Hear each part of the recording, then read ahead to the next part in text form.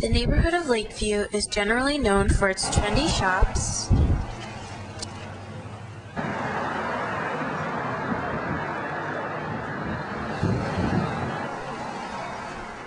popular music venues, sporting events, bustling bar scenes, and only until recently, a young hipster culture involving fashion, music, and a politically and culturally aware lifestyle. It seems to be a growing trend in Lakeview, which was never that way until recently, I think. Okay, how recently would you say? Last 2 years. But it didn't start in Lakeview or even in Chicago. This popular video from Current.com takes place in Brooklyn and pokes fun at the hipster trend.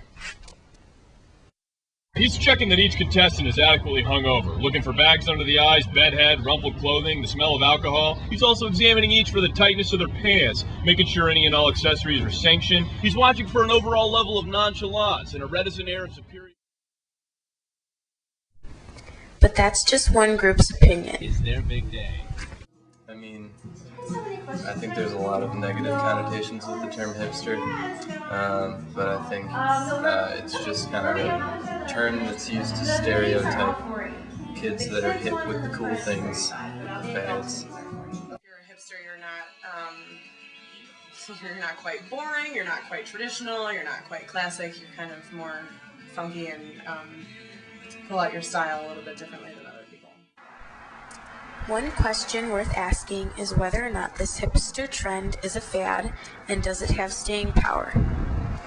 I don't think it's something that people who are hipsters, they consider themselves hipsters. It's like when people were called yuppies in the 80s. No, because I think there'll always be hipsters. I just don't know. It'll all be. I think the way that hipsters are dressing now will be a fad, but I don't think hipsters in general. I mean, to say if it's going to stick around, I mean, yeah, I'm sure there's still yuppies, but we don't throw that word around anymore. I know there's Hipster that's out there now, too. And some fad, maybe, but I don't think the word's going to be around forever. I don't think it has staying power. And is it possible that hipster is a new generational definition, much like hippies in the 60s? I think that any kind of youth style / cultural movement, if you want to call it a movement, is defined by that generation and by those people. Otherwise, if there wasn't something new about it, I don't think that you'd need a new term for it.